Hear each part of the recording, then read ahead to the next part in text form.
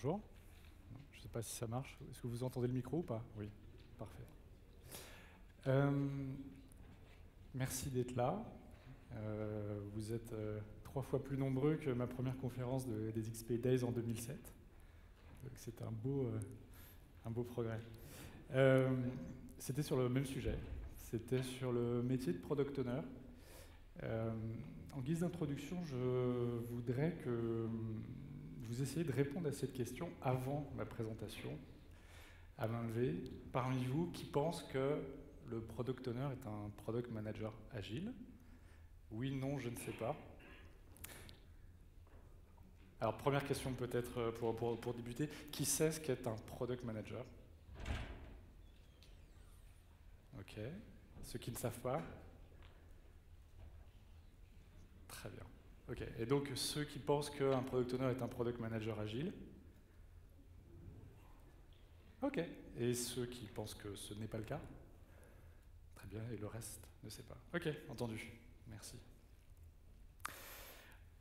Je vais me présenter rapidement les fonctions que j'ai occupées depuis mon début de carrière en 99. J'ai été analyste programmeur, donc j'ai une formation technique, programmeur. J'ai démarré chez Kelkoo en 99. Pour ceux qui connaissent encore, Kelkoo, c'est un comparateur de prix. C'était une société donc innovante, basée à Grenoble, qui a été revendue à Yahoo en 2004. Et moi, je fais partie des premiers salariés. Donc j'ai appris à programmer avec cette start-up. J'ai évolué naturellement au fil des années en chef de projet technique et en responsable technique. Et j'ai eu la chance d'intégrer Yahoo en 2004-2005 comme Product Development Manager, donc responsable du développement produit. Et là, je m'occupais de tous les produits Yahoo Voyage, donc pour l'Europe, pour les 5 pays européens. Donc je travaillais avec plusieurs équipes de développement et puis les responsables marketing, métier et le general manager.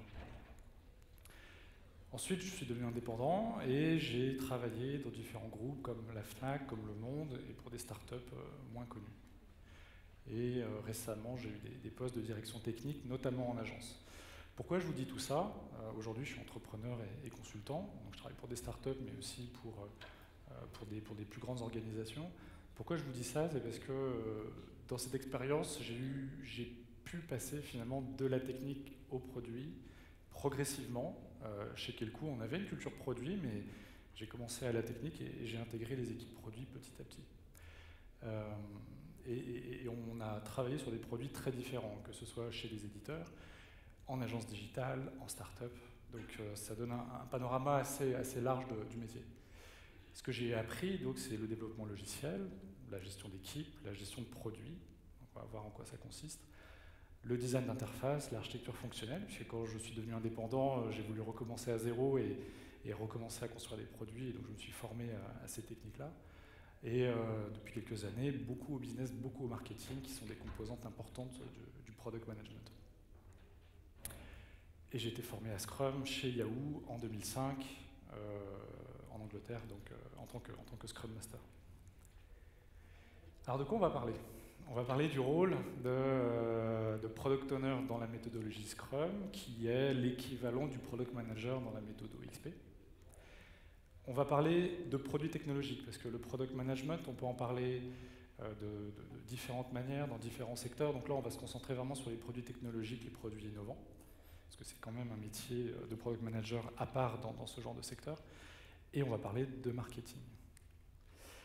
On va parler d'un peu d'histoire, mais surtout d'un futur radieux, je pense, pour la culture produit. Je vous dis ça pourquoi? Parce que quand je suis revenu d'Angleterre en 2007, j'ai voulu parler de la culture produit, de sensibiliser les entreprises à cet changement de vision, et j'ai prêché dans le désert. Et c'est finalement en 2014 qu'on commence à en parler, donc voilà, ça peut qu'aller mieux, donc je suis ravi. Moi, je vais tenter de vous convaincre que le Product Owner, c'est pas un métier. C'est un label de qualité. Je vais tenter de vous convaincre aussi que le product management, ça appartient au marketing et que ça n'appartient pas forcément à l'équipe de développement. Et qu'on s'est un peu égaré en France, je vais faire le parallèle avec ce qui se passe aux États-Unis, mais que tout n'est pas perdu. Alors, pour commencer, je vais faire la petite distinction entre un produit et un projet. Je me suis tout simplement basé sur les références de Wikipédia pour qu'il n'y ait pas d'ambiguïté et pas de parti pris. Le produit, c'est un bien ou un service qui est associé à une production. Je vous laisse lire la suite. C'est important, c'est pour dire que c'est quelque chose qu'on produit, c'est le résultat d'un travail, un produit, mais c'est aussi quelque chose qui vit après la production. C'est quelque chose qu'on peut acheter, qu'on peut utiliser, qu'on peut jeter. Donc il se passe plein de choses après la production. Et en général, un produit, on caractérise un produit d'un projet, le produit, on l'achète. Donc il y a une notion de désirabilité et de comparaison par rapport à des produits concurrents. Dans des DSI, quand on parle de produits internes, on va dire que la version restreinte d'un produit, c'est tout ce qui est livrable. À partir du moment où on livre quelque chose, on peut considérer que c'est un produit. Donc voilà, il y a différents niveaux d'interprétation quand on parle de produit. Moi, je m'intéresse beaucoup aux produits qu'on vend, qu'on achète, où il y a vraiment des notions de concurrence, de produits concurrents. Un projet, c'est un ensemble finalisé qui répond, d'actions qui répondent à un besoin bien défini, fixé dans le temps, avec un budget alloué. Donc c'est très très restrictif, c'est pas très agile, on est d'accord. Pourtant on parle de projet agile, donc on enlève finalement la partie besoin défini dans l'agilité, mais il y a bien des notions de contrainte et de temps. Pour faire très très simple, une équipe produit, elle n'est pas mobilisée et démobilisée. Contrairement à un projet. Moi, j'ai travaillé dans des agences digitales, donc comme Digitas, filiale de Publicis. On avait une équipe d'une vingtaine de développeurs pour un produit pour une vingtaine de pays. Du jour au lendemain, l'équipe a été complètement démobilisée une fois qu'on avait livré le projet. Et les équipes sont parties, chaque développeur est parti dans d'autres projets. Donc il y a bien une notion de mobilisation, démobilisation. Dans une équipe produit, le produit est développé, il est livré, et ensuite il est entretenu, et les gens restent sur ce produit de manière indéterminée. Donc c'est une des distinctions entre un produit et un projet. Ma définition personnelle d'un produit, qui est très très simple et qui, je pense, englobe toutes ces définitions, c'est qu'un produit, c'est quelque chose que des clients ou utilisateurs choisissent d'utiliser. Dans la notion de choix, elle est critique.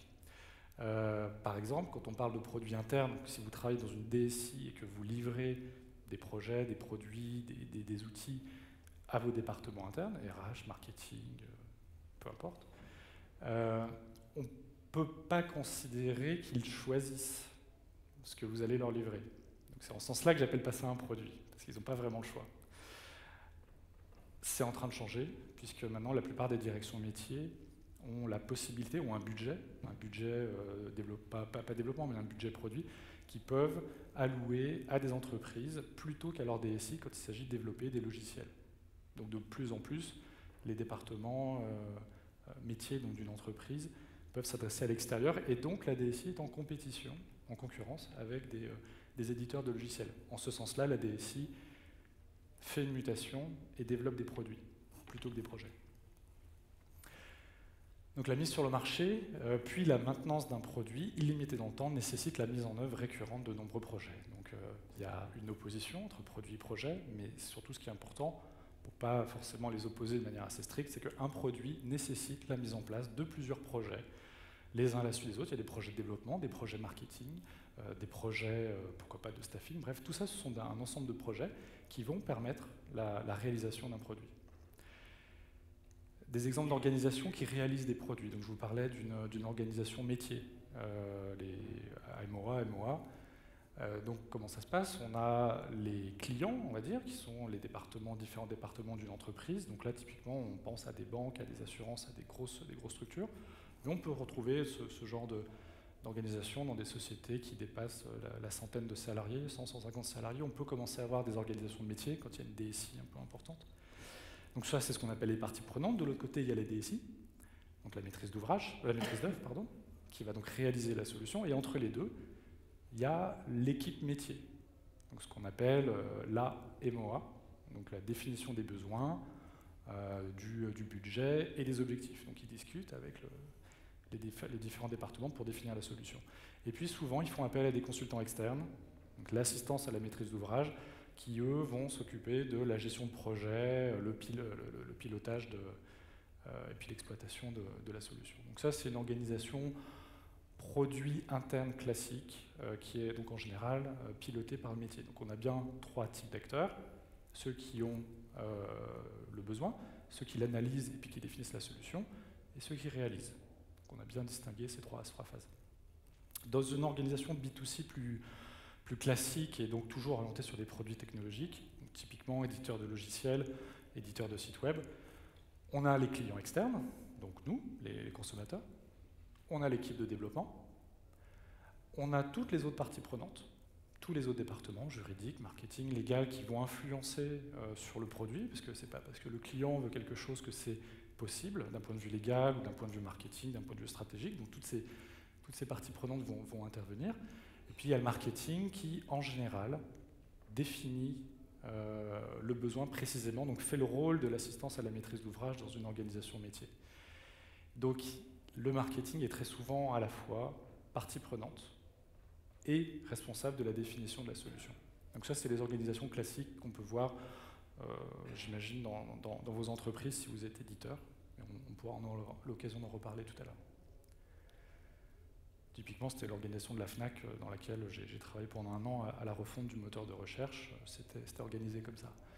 Et puis les organisations B2C produits, qui sont très rares aujourd'hui en France, mais qui correspondent à 95% du type d'organisation qu'on peut retrouver aux États-Unis. Il y en a en France, quelques-unes.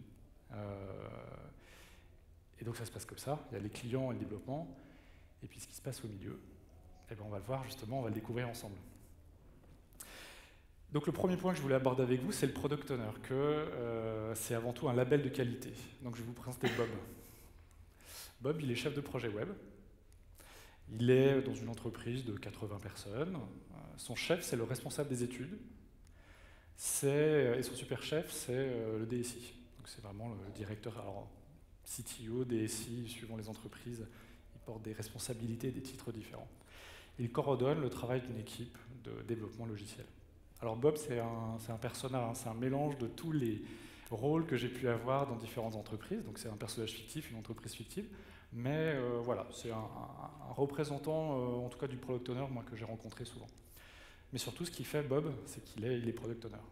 Donc il connaît Scrum, il a été formé, que ce soit PSPO, CSPO, il a suivi plein d'ateliers, il a lu plein de livres, mais il fait surtout ce que l'équipe attend de lui. Donc il est vraiment au service de l'équipe, il est souvent dans un mode où il doit alimenter un backlog, il doit répondre à la demande de l'équipe de développement. Qu'est-ce qu'on fait? Qu'est-ce qu'on doit faire? Est-ce que c'est bien? Est-ce que c'est pas bien? Donc son rôle principal, c'est de répondre aux attentes de l'équipe de développement. Il pourrait avoir d'autres métiers, Bob, dans d'autres structures, s'il n'était pas Product Owner. Il pourrait être chef de projet fonctionnel, classiquement, dans des organisations type métier. Ou alors il pourrait être chef de projet technique. Il pourrait même être analyste métier. Quand je vous disais que j'étais analyste programmeur à l'origine, c'était ce métier finalement de faire des specs, donc ce qu'on appelle business analyst, très savamment, mais voilà, c'est quelqu'un qui fait des specs. Par contre, il aurait beaucoup de mal en France à être chef de projet marketing ou chef de produit. Chef de produit, product manager, on verra rapidement la différence. Scrum et le product owner.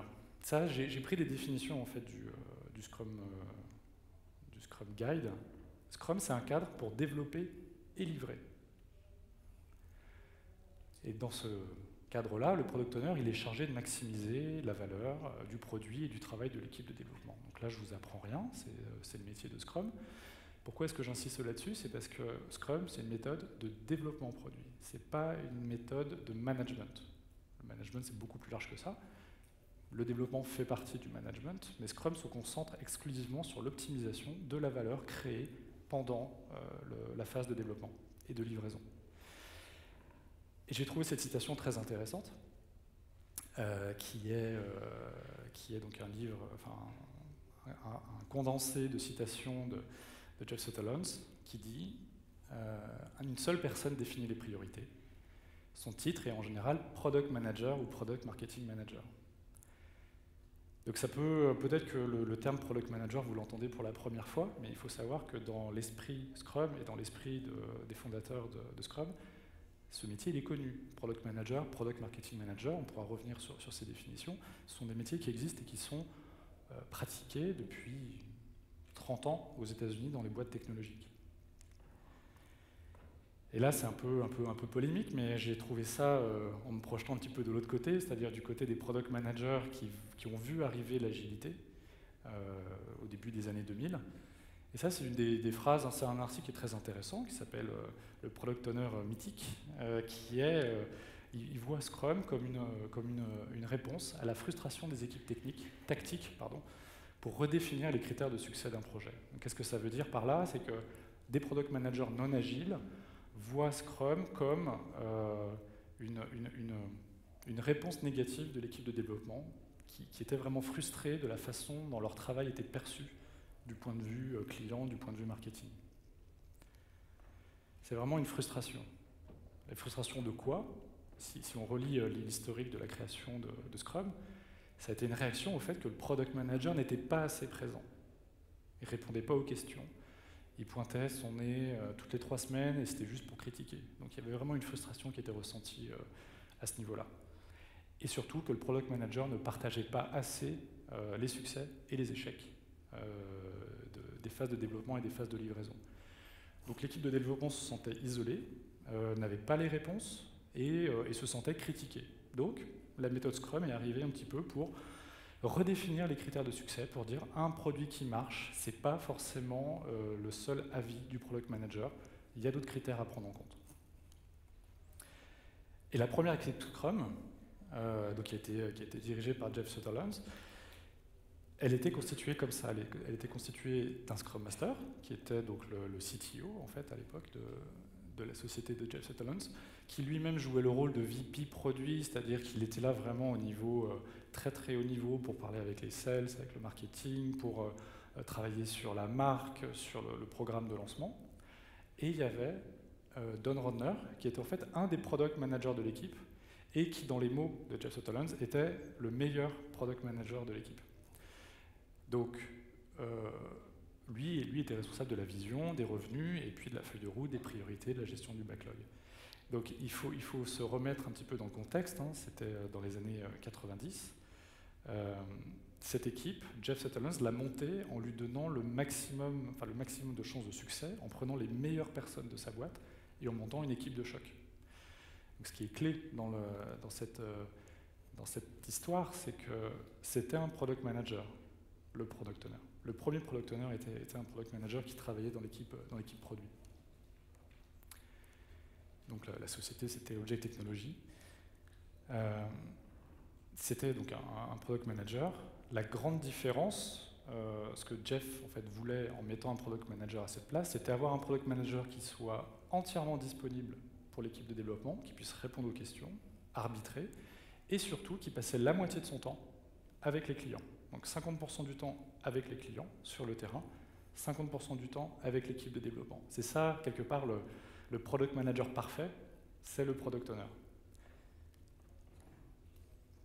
Donc ça se passait comme ça dans leur équipe. Il y avait les parties prenantes, donc hors marketing, le client, l'équipe de développement.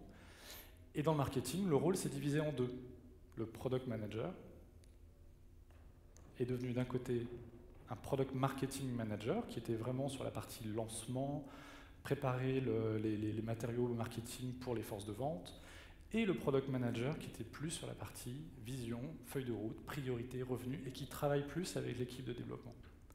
Donc, selon la taille de l'équipe, le product owner peut être product manager, mais parfois ce rôle de gestion du produit doit être scindé en deux parce qu'il n'y a tout simplement pas assez de temps pour gérer les deux, et puis finalement c'est deux aspects différents.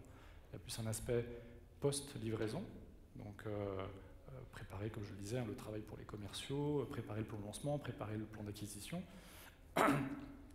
du trafic, et puis le travail plus au quotidien, et même en amont, plus sur la partie de découverte des besoins avec le client. Donc, bien sûr, selon la taille, ça peut être la même personne. Et la grande ambiguïté, moi je trouve, et peut-être une des frustrations que beaucoup de product owners ressentent, en France notamment, c'est que dans le titre de product owner, il y a deux grosses ambiguïtés. C'est que le périmètre de travail du product owner, c'est pas le produit, parce qu'il s'occupe principalement que de la partie développement, il participe très peu à la phase en amont, et pas du tout à la phase post-livraison. Et en pratique, il a très très peu de prérogatives sur ce qu'on doit faire ou pas faire dans le périmètre fonctionnel du produit. Donc il n'est pas propriétaire de grand-chose, et son périmètre, ce n'est pas vraiment un produit, c'est plus un ou plusieurs projets. Donc le Product Owner, c'est le Product Manager rêvé par l'équipe de développement si on avait une personne qui travaillait 80 heures par semaine. En France, le rôle de Product Owner, il a été souvent donné au chef de projet fonctionnel. J'ai jamais vu de Product Owner au marketing, par exemple. Donc ça, c'est la structure classique d'une organisation métier, comme on l'a vu tout à l'heure. Mais bon, vous allez me dire, MOA, MOE, c'est pas très agile, et puis qu'est-ce qu'on fait quand il n'y a pas de métier, quand il n'y a pas d'organisation métier? Donc dans le B2C, le PO, il a été nommé à l'IT. Donc la plupart du temps, ce sont des chefs de projet techniques qui sont devenus Product Owner. Vous me confirmerez ça après ou pas, mais en tout cas, c'est les métiers que j'ai souvent croisés, c'est comme ça. Donc finalement, on a juste collé des étiquettes différentes, mais il n'y a pas grand-chose qui a changé. Le chef de projet technique est passé le chef de projet fonctionnel est passé Product Owner, le chef de projet technique est passé Scrum Master, puis l'équipe de dev. Elle est restée l'équipe de dev, même si on a pu parfois rajouter des ressources comme UX ou UI un petit peu dedans, mais fondamentalement, ça n'a pas changé grand-chose. En tout cas, pour le reste de l'entreprise, ça n'a rien changé. Donc, faute d'être au marketing, faute de culture produit, on a donné l'étiquette de Product Owner et les responsabilités de Product Owner à l'équipe technique. Donc voilà, et il faut savoir que dans des cultures anglo-saxonnes, et notamment donc aux États-Unis et un peu moins en Angleterre, c'est vrai que c'est plus le cas aux États-Unis, le métier de Product Manager vient du marketing. On va voir ça ensemble. Et si vous ne me croyez pas, il suffit de regarder soit les annonces de recherche de job, ou alors sur les profils que vous voyez sur LinkedIn, les gens tels qu'ils se décrivent, ils disent Product Owner / chef de projet fonctionnel, Scrum Master / chef de projet technique. Ce qui n'est pas du tout le cas aux États-Unis. Donc le PO, c'est un Product Manager expérimenté, un Product Manager débarrassé de certaines tâches pour pouvoir allouer ce temps aux clients et à l'équipe de développement. Il bénéficie d'une grande autonomie, d'une grande responsabilité. Donc, par définition, c'est quelqu'un de senior dans une entreprise. Le deuxième point que je voulais voir avec vous, c'est que le Product Management, c'est une fonction historique du marketing. Donc là, on va faire un tout petit peu d'histoire. C'est une histoire très sélective, puisque tout le monde n'est pas d'accord dessus. Mais je trouve qu'elle a la vocation d'être assez parlante. Avant les années 20, il n'y avait pas de marketing. Il y avait bien sûr de la vente, mais le marketing en lui-même, c'est-à-dire la communication de masse sur des produits ou des marques, ça n'existait pas. Il y avait les ventes, et il y avait la production, avec le design et le développement. Donc là, je ne vous parle pas de produits technologiques, bien sûr, quoique, ça peut être des voitures, mais on produisait directement des objets et on les vendait. À partir des années 30, à cause de la récession, et parce qu'il y avait donc beaucoup de concurrence et donc il y avait beaucoup de produits à écouler, il a fallu inventer des techniques pour vendre plus à plus de gens. Et donc on a inventé le marketing, ça s'est calé donc entre les ventes et la production, et on communiquait avant tout sur des marques. On ne communiquait pas sur des produits à l'époque, on communiquait uniquement sur des marques. À partir des années 70, on a commencé à communiquer sur des produits, parce que les marques développaient de plus en plus de produits, donc il fallait se spécialiser. Et puis à partir des années 2000, le product management est vraiment devenu une section à part entière du marketing complètement isolée. Pour faire simple, on va dire que le product management se concentre sur le développement des produits et le marketing sur la communication autour de ces produits. Donc je reviens rapidement sur la distinction projet-produit. Donc finalement, le produit, c'est quoi? Qu'est-ce qu'on veut faire? Et puis le projet, c'est comment? Comment on va réaliser le produit? On parle souvent d'espace problème-solution. Et on dit toujours que c'est important que ce soit deux personnes différentes qui pensent à exprimer le problème et la solution. Donc dans les années 20, c'était les ventes qui exprimaient le problème et les ingénieurs qui exprimaient la solution. Aujourd'hui, jusqu'à récemment, et c'est encore le cas beaucoup en France, le marketing se charge de définir le produit et l'IT se charge de réaliser donc, le produit. Le produit, il est bien en marketing. Ça, c'est le marketing mix que vous connaissez peut-être. C'est les 4 P du marketing, product, price, place et promotion. Donc place, c'est le lieu. Hein. Et le produit fait vraiment partie intégrante du marketing. C'est très important. Mais le marketing, il a cessé de se spécialiser comme le développement logiciel. Aujourd'hui, vous avez des spécialistes du développement front, back, enfin, vous imaginez bien, vous voyez bien les gens qui sont autour de vous. Il y a énormément de spécialités dans le développement logiciel. C'est vrai aussi pour le marketing, vous le savez sûrement. Il y a le responsable du marketing produit, donc parler du produit. Il y a l'acquisition, la communication, la fidélisation. On parle de inbound, outbound marketing, la définition du prix. Aujourd'hui, il y a des départements spécifiques qui adressent la problématique du prix, complètement de manière indépendante. Et puis, il y a le product management. Moi, je fais souvent l'allusion avec la connaissance au XVe siècle. Il était tout à fait possible d'être à la fois médecin, philosophe, astronome, mathématicien. Mais aujourd'hui, ça paraîtrait un peu compliqué. Vous auriez du mal, je pense, à faire confiance à votre médecin s'il était à la fois mathématicien et astronome. Il y a 30 ans, il était possible d'être responsable du marketing dans sa globalité. Aujourd'hui, c'est plus le cas. C'est devenu tellement complexe, le marketing, qu'il faut le découper. Et le product management, donc historiquement, est une fonction du marketing, mais aujourd'hui, c'est une fonction à part entière. Donc il y a différentes phases dans le product management. Il y a différents frameworks, il y en a vraiment beaucoup. J'en ai pris 2 rapidement. Celui-là, c'est Brainmates, qui est une société de conseil donc australienne, qui a un cycle de développement produit, avec le développement autour et le day-to-day product management qui est au milieu, donc ce qu'on fait tous les jours, l'analyse des statistiques, parler avec des clients, voilà. Et tout le reste, c'est le développement produit. Ça, c'est le modèle AIPPM, qui est l'Association internationale du Product Marketing Management, où on voit vraiment qu'il y a différentes phases. Et comme vous voyez, la partie développement, elle est ici. Ça recouvre une petite partie de tout le cycle de développement produit. Moi, je suis arrivé à un framework qui est beaucoup plus simple, beaucoup plus facile à comprendre et qui est vraiment issu de mes différentes expériences. Il y a la phase de discovery, donc qu'est-ce qu'on veut développer.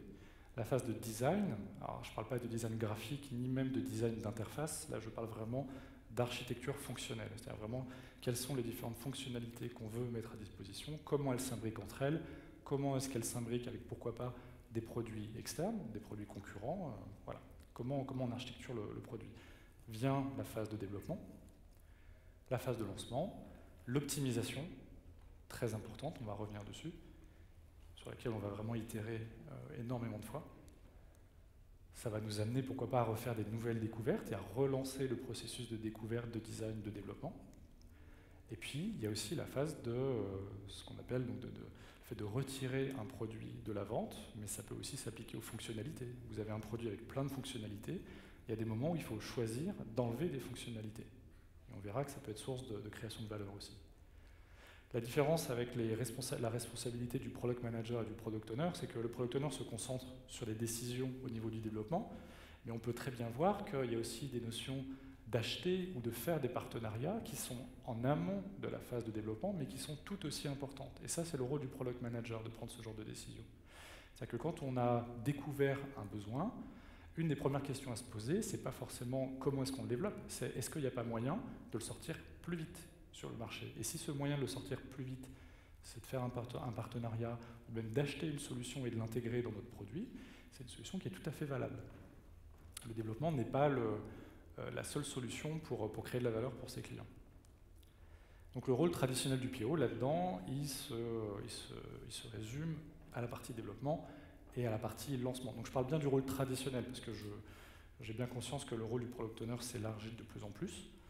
Traditionnellement, on est vraiment sur la delivery, sur le développement et la delivery. Moi, ce que j'observe en fait aujourd'hui, c'est que depuis 6 ans, 7 ans, le product owner, il était vraiment centré sur les méthodes de développement, l'optimisation du développement. Donc je parle XP, c'est parce que voilà, comment est-ce qu'on développe mieux nos produits, comment est-ce qu'on est plus efficace. Mais de plus en plus, l'intérêt des product owners remonte donc la chaîne de création de valeur et s'intéresse au design, donc à l'architecture fonctionnelle, mais aussi à l'expérience utilisateur, au design d'interface, et puis de plus en plus à la découverte, avec notamment l'introduction des méthodes, enfin de certaines méthodes du Lean Startup, notamment le développement client, dans la phase de découverte.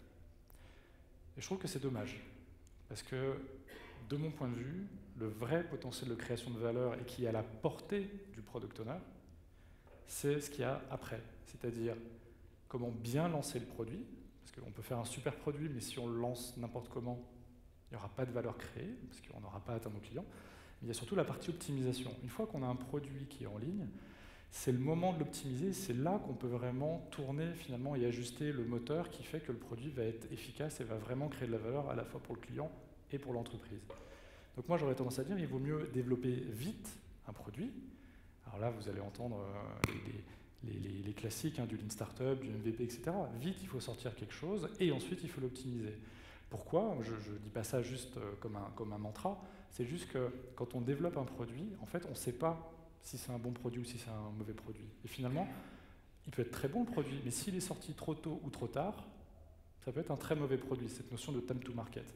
Donc il vaut mieux le lancer, et puis après essayer de le faire vivre et de le faire travailler jusqu'à trouver ce qu'on appelle l'adéquation produit-marché, c'est-à-dire de trouver un moment où le produit va résonner avec le marché. Et toute cette phase de lancement et d'optimisation, elle est très très importante. C'est là-dessus qu'on a un gros levier de création de valeur sur les produits qu'on développe aujourd'hui en tant que product owner. Donc, traditionnellement, c'est réservé au product marketing, le lancement, et la partie optimisation, c'est la partie BI. Je vous donne encore l'exemple de la Fnac. Il y avait des gens qui étaient vraiment à travailler à plein temps sur l'optimisation du produit existant. Donc améliorer les parcours d'utilisateurs, améliorer la façon dont on envoie des emails aux gens, à quel moment, etc. Donc ça, c'est toute la partie optime. Donc pour moi, les limites de Scrum, c'est que les méthodes agiles, elles traitent uniquement de développer et livrer, mais on ne nous dit pas comment on livre de la valeur. Qu'est-ce qu'on met dans le backlog? Alors c'est pas moi qui le dis, c'est Marty Kagan, c'est le VP produit, l'ex-VP produit d'eBay, qui est un des leaders sur le product management de produits technologiques. Et donc voilà, c'est ce que j'essaie de vous expliquer sur la création de valeur. En fait, vraiment dans les années 90, en fait, on avait des potentiels, je reprends les codes couleurs d'avant, on avait des gros potentiels de création de valeur dans le cycle de développement produit. On s'est vraiment concentré sur le développement parce que c'est ce qui était accessible, c'est ce qu'on pouvait maîtriser. On ne maîtrisait pas la découverte, on ne maîtrisait pas le lancement, on ne maîtrisait pas l'optimisation. Parce qu'on n'avait pas les outils de statistiques, on ne savait pas aller parler aux clients efficacement, etc. Donc comme on travaillait avec des œillères, on travaillait sur ce qu'on savait, à savoir le développement produit, donc avec toutes les méthodes d'optimisation du développement. Après, au début des années 2000, on a commencé à travailler sur l'UX. On s'est dit, tiens, l'expérience utilisateur, c'est important quand même. C'est bien de sortir des produits qui sont développés rapidement, avec le moins de code possible, avec le moins de bugs possible. Maintenant, il faudra qu'ils soient utilisables. Donc on va capitaliser là-dessus, on va travailler là-dessus. Donc depuis 10 ans, il y a beaucoup de littérature et beaucoup de connaissances qui sont acquises sur l'expérience utilisateur. En 2008, à partir de 2008, on a dit, tiens, finalement, il y a un gros potentiel. On va arrêter de développer... de bien développer un produit, mais on va surtout développer le bon produit. Donc vraiment toute la phase de découverte. Donc avec toutes les méthodes qui se sont agrégées dans le mouvement Lean Startup, développement client, sur développer le bon produit. Et puis depuis 2-3 ans, on parle aussi beaucoup de Lean Analytics, c'est-à-dire maintenant qu'on a un produit, il tourne à peu près, il est performant à peu près, plutôt que d'essayer de développer des nouvelles fonctionnalités, on va surtout améliorer l'existant en affinant un petit peu les comportements. Et moi, je trouve que maintenant, il faudrait aussi se poser la question de comment est-ce qu'on peut créer de la valeur en supprimant des fonctionnalités. Alors, ça peut paraître un petit peu étrange, mais il n'y a pas si longtemps que ça, LinkedIn vous avez peut-être reçu cet email, vous a dit on arrête les pages compagnie, enfin une partie des pages compagnie, parce que personne l'utilise et puis c'est compliqué. Donc ils enlèvent des fonctionnalités. Et c'est finalement, alors c'est très difficile à faire parce qu'il y a beaucoup d'attachement aux fonctionnalités qu'on développe. Vous allez toujours trouver un client ou quelqu'un en interne qui va dire non, mais ça, il le faut absolument. Donc il faut travailler sur des chiffres. Et puis surtout, il faut proposer des alternatives. Enlever une fonctionnalité. Pourquoi? Pour améliorer l'expérience. Et donc il faut apporter des chiffres là-dessus. Mais je pense que c'est un très gros levier de création de valeur sur le fait de simplifier son produit en supprimant des fonctionnalités ou pourquoi pas en supprimant des produits dans son portfolio produit. Les différentes fonctions du product management, donc elles sont associées aux différentes phases. Dans la partie discovery, c'est le product manager, le UX designer et puis le lead architecte, parce qu'il faut développer des prototypes, il faut aussi savoir si les choses sont faisables avant de proposer des prototypes. Dans la partie design, il y a les mêmes personnes, mais il y a aussi ce rôle moi, que j'appelle le product designer, donc d'architecte fonctionnel, qui va définir les grandes briques fonctionnelles du produit. Dans la partie développement, avec des rôles très importants de product owner, scrum master, développeur, testeur, ça c'est connu. Pour le lancement, donc le product manager, le product marketing manager. Et pour la partie optimisation, comme je vous le disais, toute la partie analyse, BI, mais aussi la partie développement, parce que c'est là où je trouve aussi que l'équipe de développement et le product owner ont un rôle très important à jouer, c'est en plaçant des sondes, en mettant le product manager et le product owner en position de savoir si un produit marche ou ne marche pas, à quel point il fonctionne et qu'est-ce qu'on peut améliorer. Et là, en tant que product owner, moi j'attends que l'équipe technique soit proactive et propose elle-même de développer des sondes et de développer des outils pour mesurer l'efficacité d'un produit. Donc la limite, la frontière de l'équipe produit, en fait, elle est là. Elle est, toutes ces personnes-là que vous voyez en haut, pour moi, font partie de l'équipe produit. Alors, petite précision, hein, l'équipe produit, ce n'est pas l'équipe qui développe le produit, donc le product owner, scrum master, etc. Moi, je parle du département produit. On va en reparler tout à l'heure. Voilà, les différentes fonctions produits dans le département produit, c'est le product manager. Je dis product development manager, product owner. En fait, quand j'étais chez Yahoo, mon poste, c'était product development manager, ce qu'on appelle product owner aujourd'hui. Product marketing manager, product designer, à ne pas confondre avec le UX et UI designer, c'est des métiers différents. Et puis il y a des backlogs spécifiques. Ce qu'on appelle l'opportunity backlog, je ne sais pas si vous le connaissez, mais c'est une façon de réduire la taille du backlog produit. L'opportunity backlog, c'est le backlog que va utiliser le product manager, le UX designer et le lead architecte pour faire des expérimentations et explorer des possibilités de nouvelles fonctionnalités à développer ou pas, sous forme de prototypage, d'enquête utilisateur, etc. Cette opportunity backlog va alimenter le backlog. C'est-à-dire qu'une fois que ça rentre dans le backlog PO, c'est qu'on sait qu'on a quand même fait pas mal d'études sur la désirabilité et la faisabilité technique d'une fonctionnalité. Donc on l'intègre dans le backlog, ce qui fait que le backlog ne contient que des choses vraiment utiles et puis testées et à peu près validées, ce qui augmente la légitimité du product owner. Donc on intègre ça dans la phase de développement. Et la phase d'optimisation elle-même va alimenter le backlog parce qu'on a plein de choses à améliorer sans pour autant développer des nouvelles fonctionnalités. Là je parle bien d'amélioration. Et ça peut aussi nous donner des idées d'aller découvrir des nouveaux besoins. Et puis il y a le impediment backlog, qui est le backlog du Scrum Master, qui est toutes les tâches, toutes les choses que le Scrum Master a à faire pour améliorer le travail de l'équipe. Donc le focus du Product Manager, c'est sur le pourquoi. Créer, transmettre la vision, définir, communiquer la stratégie, et puis surtout être inflexible sur la vision, mais souple sur les détails d'implémentation. Donc le rôle et les fonctions sont très très différents selon la taille de l'entreprise. L'exemple que je vous avais donné avec tous ces rôles-là, c'était l'exemple de Yahoo, par exemple, 15 000 salariés. Voilà, on n'en est pas là. Mais il y a moyen de monter, en fait, de scaler une organisation produit, et on va voir ça rapidement. Par exemple, dans des sociétés d'innovation technologique, type Google, mais peu importe finalement la taille de l'équipe, mais du moment que vous travaillez sur de la R&D, ce sont les développeurs qui sont initiateurs de la création de la valeur. C'est pas le marché, parce que le marché ne sait pas ce qu'ils veulent. Donc ne sait pas ce qu'il veut. Donc c'est les ingénieurs qui créent de la valeur. Le rôle du PM, il est juste là pour donner de la forme à tout ça. Donc il n'a pas ou peu de travail de veille concurrentielle, pas ou peu de travail de marketing, de pricing. D'ailleurs, la plupart des produits Google sont gratuits. Voilà, il n'y a pas ce genre de travail-là. Donc le rôle du PM et du PO, ça peut être tout à fait la même personne. C'est complètement faisable. Et je cite encore Marty Kagan qui dit dans ce genre d'entreprise, si vous utilisez vos ingénieurs uniquement pour faire du code, vous perdez la moitié de leur valeur. Parce que les ingénieurs sont là pour apporter des idées neuves. Dans les innovations d'usage, donc de marketing, ce qui est important, c'est découvrir les besoins du client, découvrir des potentiels d'optimisation en suivant des indicateurs de performance. Donc là, il faut un product manager pour des choix stratégiques et un product owner pour des choix tactiques. Là, on est obligé de séparer les deux, tout simplement parce qu'on ne peut pas passer 50% de son temps avec des clients et 50% de son produit avec des semaines de 40 heures, c'est juste pas possible. Par contre, ils sont unis par la vision produit, donc ils travaillent ensemble. Je passe rapidement sur l'organisation produit, puisque j'ai plus que 2 minutes. Pour faire très simple, l'organisation, le département produit, il est vraiment au cœur de toute l'organisation. Il travaille à la fois avec le client et le business, donc pour comprendre les besoins et puis pour voir s'il y a un business derrière. Il travaille très en amont avec l'engineering pour faire des études de faisabilité, et avec le marketing très en amont pour définir l'offre, le prix, pourquoi pas le programme de lancement du produit. Ensuite, ils reviennent avec l'équipe de développement pour développer. Ils préparent le lancement avec le marketing, qui lui-même va faire tout le travail pour les sales, pour les ventes, et qui au final vendent aux clients.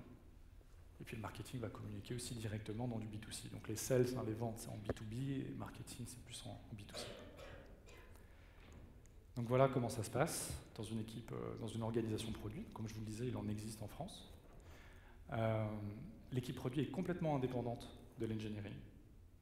Donc on a bien un directeur produit, un directeur technique et un directeur marketing. Cette personne, elle est responsable, le directeur produit est responsable de la vision, de la stratégie et des principes des produits, et puis des indicateurs de performance, les définir, les mesurer. Ça je l'ai fait donc en mode petit à petit. Donc la première personne à recruter, c'est un directeur produit, il n'y a pas encore besoin d'un PO. Quand on commence à avoir plusieurs produits, on peut effectivement prendre un product owner qui va aller donc intégrer l'équipe de développement donc au quotidien pour travailler avec l'équipe. Pourquoi pas un product marketing manager quand ça se justifie, qui va travailler au quotidien avec le marketing. Et puis comme ça, on se cale et j'allais dire, pour une entreprise classique, pour 2-3 product owners, il faut un product manager et puis un directeur produit. Les outils du product manager, c'est ce qu'on appelle l'étude d'opportunité. Alors ça peut vous rappeler pour certains la product box que vous avez peut-être utilisée dans des jeux agiles. Ça va au-delà de ça, c'est un peu plus compliqué, mais l'étude d'opportunité, ça doit répondre à toutes ces questions. C'est-à-dire que n'importe quel projet qu'on va intégrer dans le backlog d'opportunités, on va travailler sur ces questions-là. Donc je vous les laisse découvrir, mais de toute façon vous aurez les slides, c'est pas très important de passer dessus. Il y a des questions auxquelles on n'a pas l'habitude de répondre, c'est par exemple quels sont les facteurs indispensables au succès, c'est-à-dire qu'est-ce qui va faire qu'on va réussir, pourquoi nous on devrait lancer ce produit et pourquoi la concurrence sera moins bonne que nous, pourquoi maintenant quand on a une idée business, mais pourquoi maintenant et pourquoi pas dans 6 mois, pourquoi ce produit est plus prioritaire qu'un autre. Donc c'est toutes des questions auxquelles il faut répondre. Le product portfolio, c'est un outil. Il peut être utilisé au niveau des fonctionnalités, c'est-à-dire qu'on peut regrouper différentes fonctionnalités et les évaluer les unes par rapport aux autres. Ça permet de savoir où est-ce qu'on investit son effort. Est-ce qu'on maintient un produit, est-ce qu'on investit dans le produit ou est-ce qu'on va décider de le sortir. Donc pareil, au niveau de la fonctionnalité, il faut avoir cette réflexion de se dire est-ce que le moteur de recherche, est-ce que j'ai toujours besoin d'un moteur de recherche sur mon site? Il faut se poser la question. Et puis, il y a tous les indicateurs de performance, donc les KPI, c'est vraiment les indicateurs sur la durée. Les OKR, c'est vraiment orienté projet. Et le NPS, donc le Net Promoter Score, pour évaluer la satisfaction client. Et tout ça, ça peut remplacer la business value, qui est complètement, qui est un petit peu virtuelle quand même. Voilà, quelques pistes pour transformer son organisation en organisation produit. Si vous êtes dans une équipe métier, c'est plus facile parce qu'elle est déjà habituée à être indépendante. Donc il suffit un petit peu de changer les habitudes et de se former au marketing, au prototypage et à l'analyse des métriques. Si votre organisation est une équipe de développement, c'est plus compliqué parce que vous allez devoir gagner la légitimité du marketing. Vous allez devoir justifier du fait que vous pouvez prendre des décisions et il faut avoir un gros niveau de seniorité en product management, donc il faut prendre des risques. Il faut se former. Penser une vision, comme ça je passe rapidement, mais il faut se former. Si vous êtes product owner et que vous voulez devenir product manager, il faut se former en business, en marketing, en design, en conception, et puis en analyse d'indicateurs de performance, des choses que vous n'avez peut-être pas l'habitude de faire, mais c'est en se formant que vous allez gagner votre légitimité et pouvoir prétendre à challenger des décisions qui aujourd'hui ne sont pas prises par vous. Il faut bien sûr s'impliquer avec des connaissances parfaites du client, du modèle économique, de l'écosystème, de la concurrence. Et puis il faut savoir motiver son équipe. Voilà, je passe rapidement. Il y a une association, WDPM, l'association des Product Managers, qui a un site, et puis on se rencontre régulièrement tous les mois. Et puis il y a 2 festivals très très intéressants, à Zurich en septembre et à Londres. Alors, c'est pas la même date, hein. Si, c'est tous les 2 en septembre, mais c'est des jours différents. 2 festivals sur le product management qui sont très très intéressants. Moi, je suis allé aux 2 et on rencontre tous les product managers d'Europe et c'est très très intéressant. Voilà, je suis très en retard, mais j'ai fini. Donc, je suis ouvert à vos questions.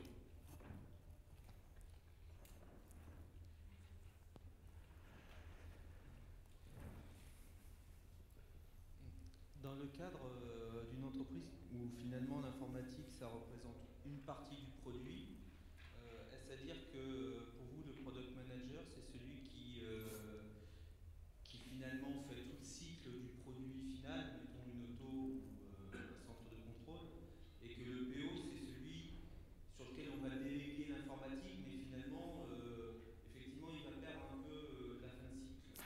Alors, je me concentrais uniquement sur les produits technologiques, donc 100% informatique. Dans les autres secteurs, c'est très différent. C'est des organisations complètement différentes. Donc, dans les produits purement informatiques, là, je peux répondre que pour cela, parce que c'est là où j'ai travaillé. Le product manager gère l'ensemble du cycle de vie du produit, de l'idée à la destruction du produit. Et le rôle de product owner, donc cet accompagnement très proche de l'équipe technique, peut être délégué à une deuxième personne, mais peut être aussi assumé par le product manager selon le type d'organisation, et selon la complexité du produit et l'effort qu'il y a à faire à accompagner l'équipe technique. Pas d'autres questions? Très bien. Si? Ouais. Vous avez parlé de business analyst au début, on les a retrouvés à la fin. Business analyst, je fais ça un peu comme les MOA aussi, donc j'ai du mal à situer le business analyst. Oui, il y a ces 2 métiers différents. En fait, il y a l'analyste métier qui est, traditionnellement, c'est celui qui fait des spécifications fonctionnelles, même si son métier, dans le titre, c'est analyser des processus métiers, mais au final, il fait des specs, très, très concrètement. Après, dans la partie BI, je parlais plus du rôle d'analyste en termes de data mining et d'analyse des comportements par les statistiques. C'est 2 métiers différents. En fait, pourtant, c'est une traduction, mais c'est vrai que dans les faits, c'est pas les mêmes métiers. J'en ai une autre. Oui. Dans un environnement, alors je travaille chez SFR, dans un environnement où l'informatique est très importante dans le produit, mais on a aussi énormément d'autres équipes. Est-ce que le product manager travaille avec une équipe de product owner qui correspond à chaque équipe? Moi, je pars du principe que le product owner gère un projet, pas un produit. Donc, selon la taille du produit, le projet peut se résumer à un produit parce que c'est un gros projet, mais très souvent, c'est un ensemble de projets. Et un product manager peut avoir besoin de plusieurs product owners parce qu'il va travailler avec plusieurs équipes techniques différentes qui, au final, vont permettre de développer un produit. Mais tout dépend de la taille du produit, de la nature du produit. Oui. Bonjour, si on rapproche de tout ce qui est Lean Startup par exemple, est-ce que donc il y a plein de vocabulaire qui pour moi est un peu nouveau, j'ai du mal à voir les nuances, etc. Mais je pense que c'était un peu le but de votre présentation. Est-ce que la partie de la construction du MVP, ce serait vraiment le product manager? Et ce que vous disiez sur le product owner qui devrait venir en itération, c'est finalement la partie où on a fait la release du MVP et on est en train d'itérer et de tester les nouvelles hypothèses, les nouvelles features à rajouter. Ou en gros, est-ce que le rôle du product manager, c'est de faire le MVP et de tester les hypothèses de base, de les créer et de vérifier ces hypothèses de base? Ça dépend de la culture de l'entreprise. En fait, si vous êtes dans un lancement type startup, donc lancement de nouveaux produits, effectivement, on va pouvoir appliquer les principes du Lean Startup et dire je vais identifier la valeur vraiment très très importante pour mon client et je vais développer la première version de mon produit et ensuite passer du temps à l'optimiser. Mais cette optimisation va en fait consister à développer des nouvelles fonctionnalités. Ce n'est pas que de l'optimisation, c'est vraiment faire grossir le périmètre du produit. Dans un produit plus classique, le product manager, dans la partie de discovery, il ne fait pas des MVP, il fait des prototypes. Donc c'est très différent. Il va par exemple faire des maquettes papier, balsamique, aller le montrer à des gens, tester avec le UX designer. Il va juste essayer de dérisquer le fait que ce qu'il va intégrer dans le backlog, c'est vraiment quelque chose qui va marcher derrière. On n'en sait rien, mais on essaie de dérisquer ça. Donc c'est deux choses différentes. Le premier aspect que je décrivais, c'est on livre un produit fini et on le sort sur le marché et on le fait évoluer pendant 2 ans, 3 ans, 5 ans. Et on commence par MVP, éventuellement, enfin MVP, une première version. Pour la partie discovery, c'est vraiment du prototypage, donc c'est des choses jetables.